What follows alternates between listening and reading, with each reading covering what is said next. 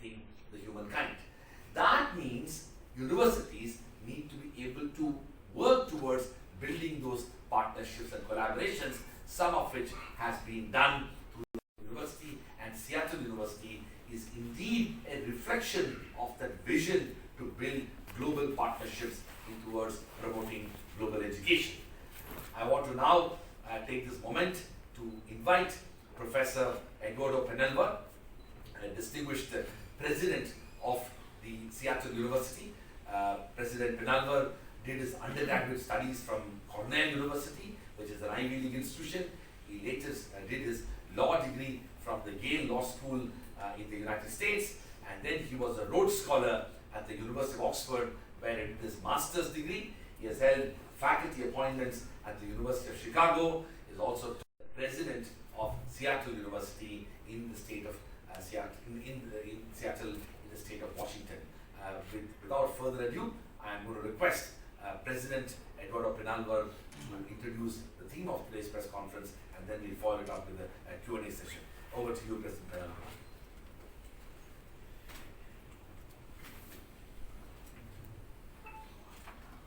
Thank you, Vice Chancellor.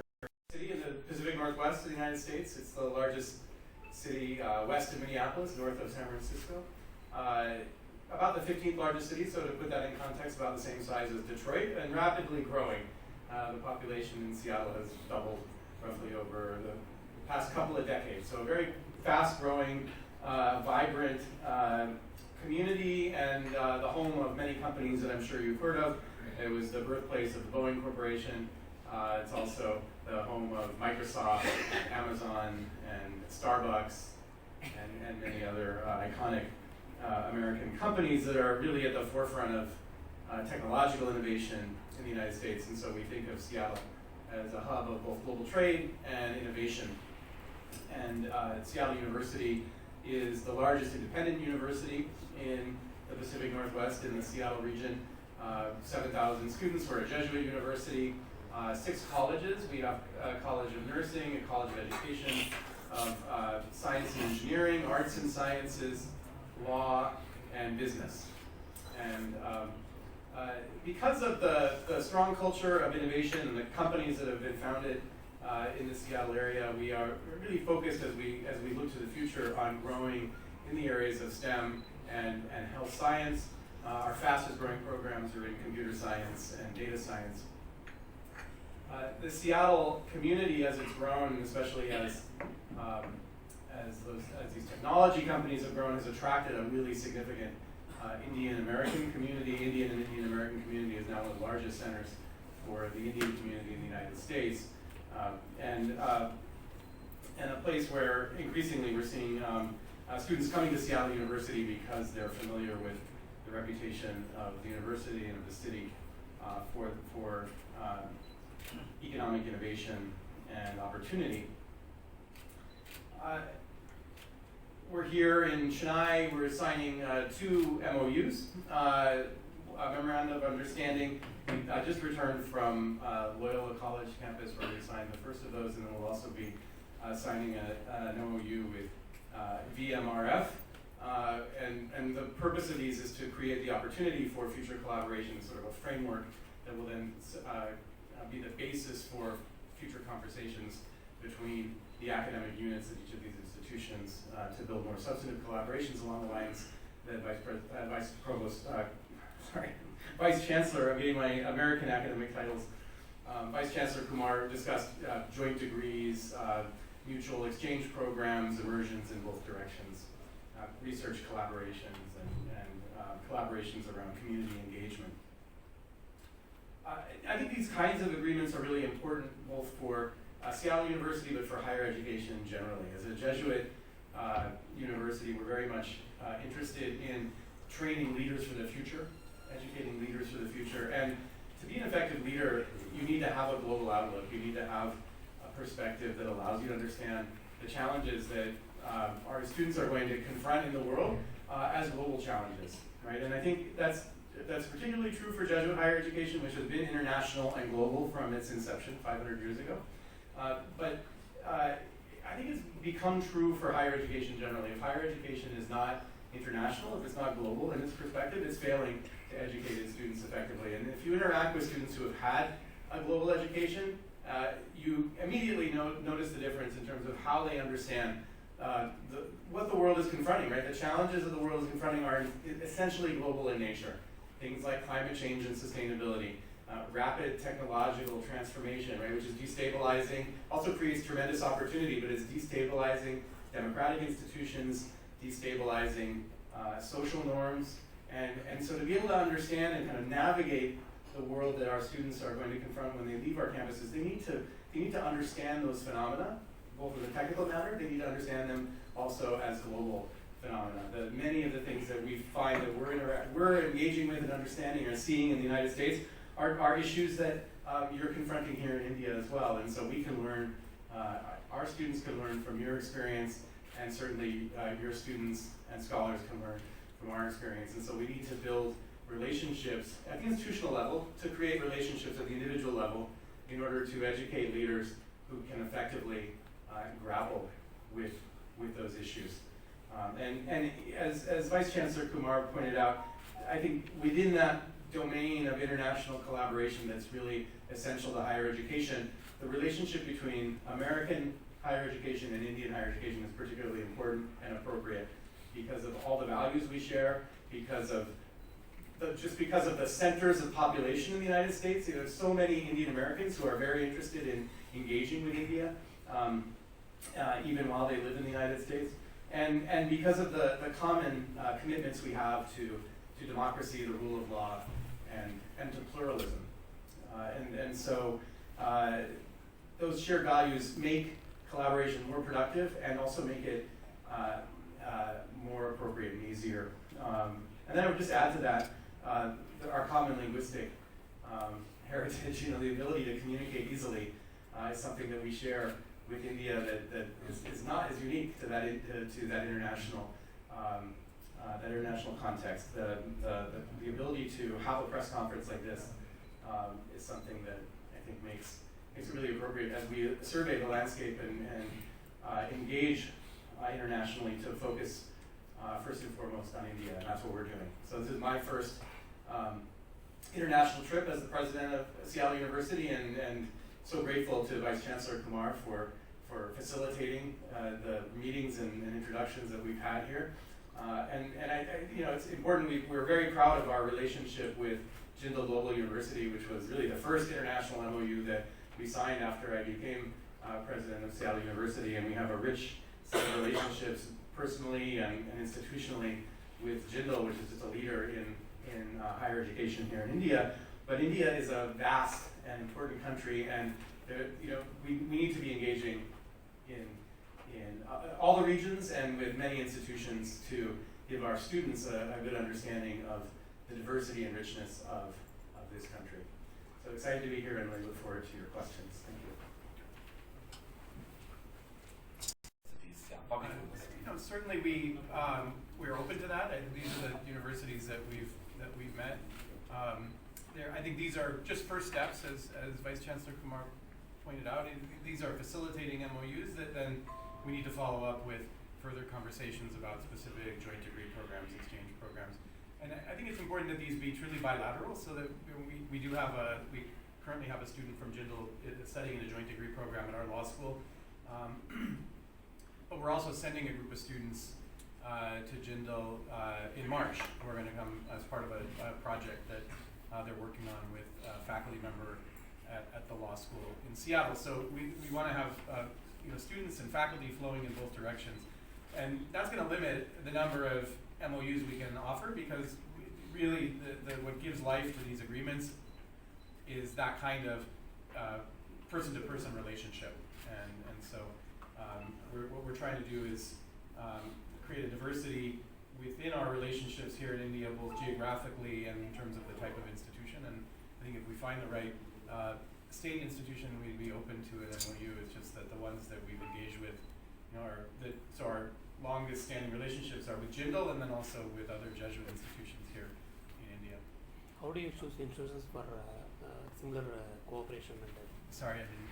How do you choose institutions for tie-ups? Well, I think obviously academic excellence is at the top of our criteria, we need to make sure that they're institutions that are, when our students come or our faculty engage, will be institutions of comparable quality, who have students who are of high quality so that when they come to our school, they'll succeed.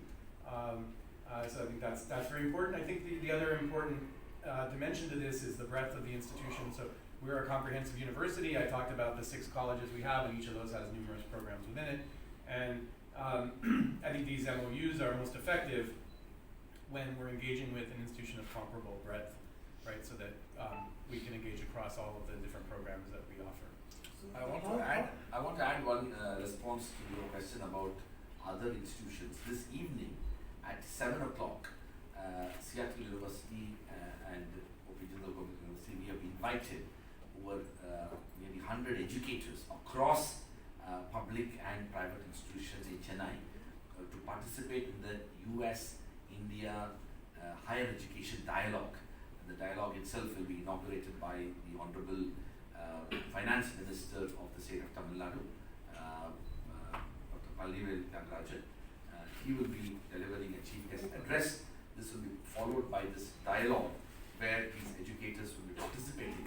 And one of the objectives of the dialogue is to see to what extent such opportunities can emerge as Seattle University discovers the wider landscape of Indian higher education sector.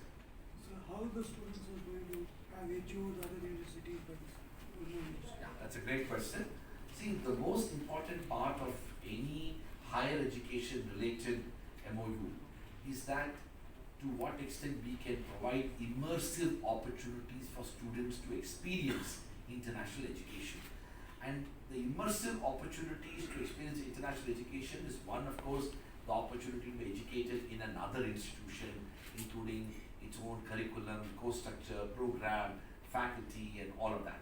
But the second is equally important, which is about the cultural immersion and the societal immersion in which a student moves into another country and another institution and experiences a whole together different way of life. That I believe is also equally important as we look at these immersions. You asked a question. This is not only for Indian students going to America. Seattle University students will be led by a professor by the name of Seetal Kalatri in the month of March, who will be coming to India and to Jindal. We expect similar type of mobility happening between students and faculty from both Loyola College, Madras, and the Vinayaka mission towards Seattle University, and similarly Seattle University students and faculty coming here. That, I believe, is going to be a transformative experience for students' lives. For medical education, NEET is required? Oh, that's a great question. Well, Seattle University is not at all involved in the Indian regulatory process of who gets admitted. Indian medical colleges, including VMRF, will have to follow whatever Indian law, including the Medical Council of India's regulations are, so long as they are bona fide students of the Indian institutions with whom Seattle is partnering. That is good enough for the students to be benefited by these relationships. The Indian institutions which they are partnering will have to, of course, be regulated by whatever Indian rules and regulations, including the Medical Council, NEET, and other such processes. Supplementary to that, Please. is it the joint degree programs that they need NEET? They have to appear for NEET? No, the thing is that, first of all, in the medical context, the idea of joint degree program doesn't work like that. Because both in America and in India, medical education is totally differently regulated. This is more about study abroad program or exchange program or immersion program, whereby students go abroad for shorter periods of time. That could involve educational experience or even professional immersion, so that they can spend a short period of time in organizations, institutions abroad. For those things, the additional entrance examinations and such things are not required, because they would have already fulfilled to be primarily enrolled in the home institution. Prime Minister, that we need to now move into a stage where, like many other visa categories, G20 should provide global leadership in identifying and the idea of an international student visa. There should be a separate category of IS, International Student Visa, which will enable students at least across the G20 countries to be able to move much more freely, much more easily, and that visa process should be separated from many other categories of visa, and India is in a very strategically appropriate position as it is just assumed the presidency of G20, because today one of the big challenges many of these countries are facing is that their own universities have a very strong, let's say, focus on international students, and ultimately international students are going to be moving into countries and societies where there are favorable visa and regulatory regimes. By the way, we should also recognize that we have our own challenges with regard to visas as well. The visa problem is not a uniquely American or Canadian or some other country's problem. Even many people who work in India under the foreign registration FRRO process also go through a lot of challenges.